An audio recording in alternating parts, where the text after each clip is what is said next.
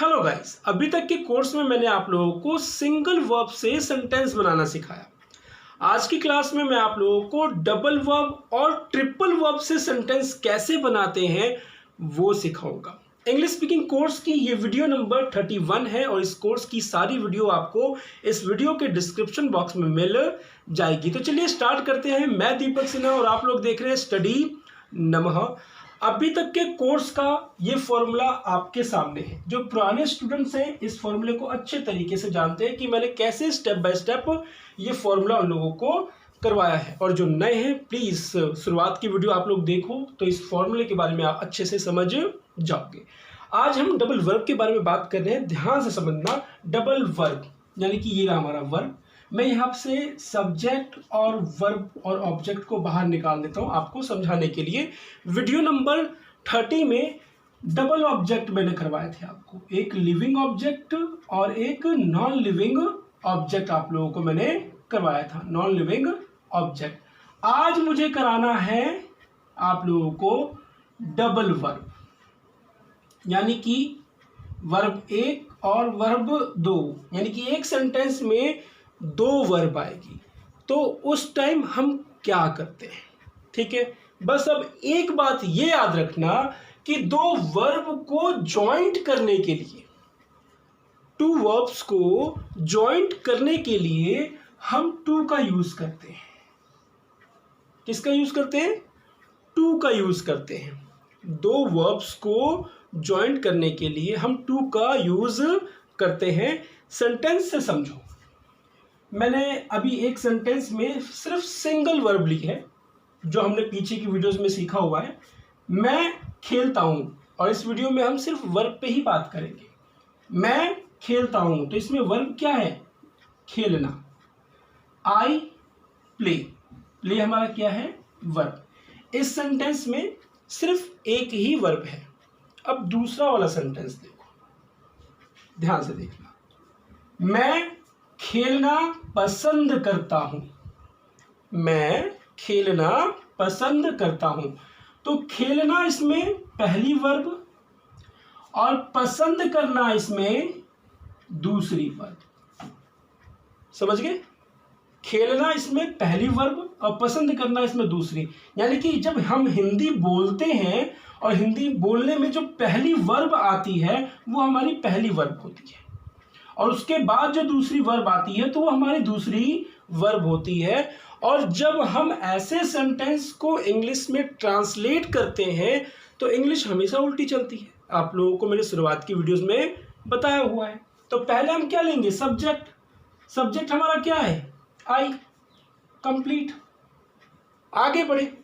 मैं खेलना पसंद करता हूं। अब वर्ब की बारी आई। अब वर्ब है कितने इस सेंटेंस में? 2 वर्ब है, यानी कि 2 वर्ब है।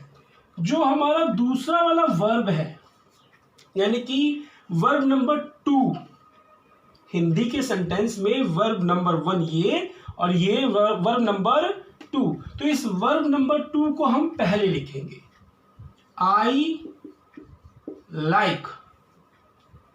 अभी एक और वर्ब बची हुई है, और वो कौन सी है? खेलना।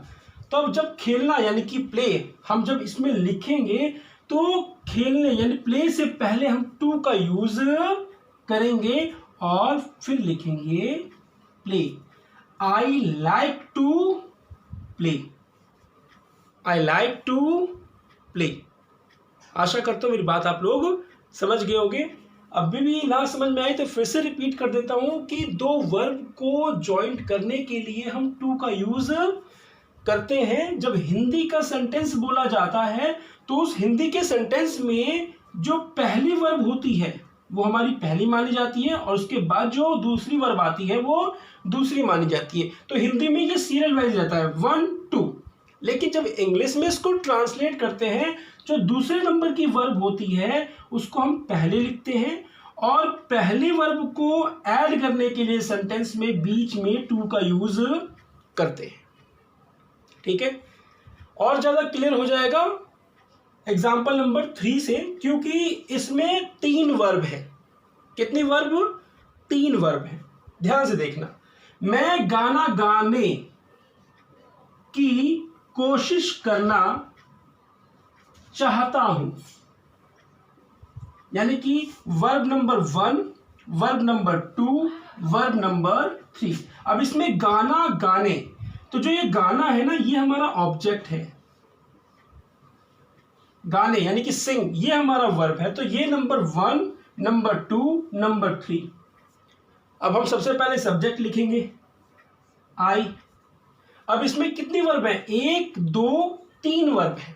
तो हम सबसे पहले तीसरी वाली वर्ब को इंग्लिश में जब ट्रांसलेट करेंगे तो आगे लिखेंगे आई वॉन्ट। डन। हमारी दूसरी वर्ब बची कोशिश करना, ट्राई। तो अब जब इसको हम ज्वाइंट करेंगे तो टू का यूज करेंगे।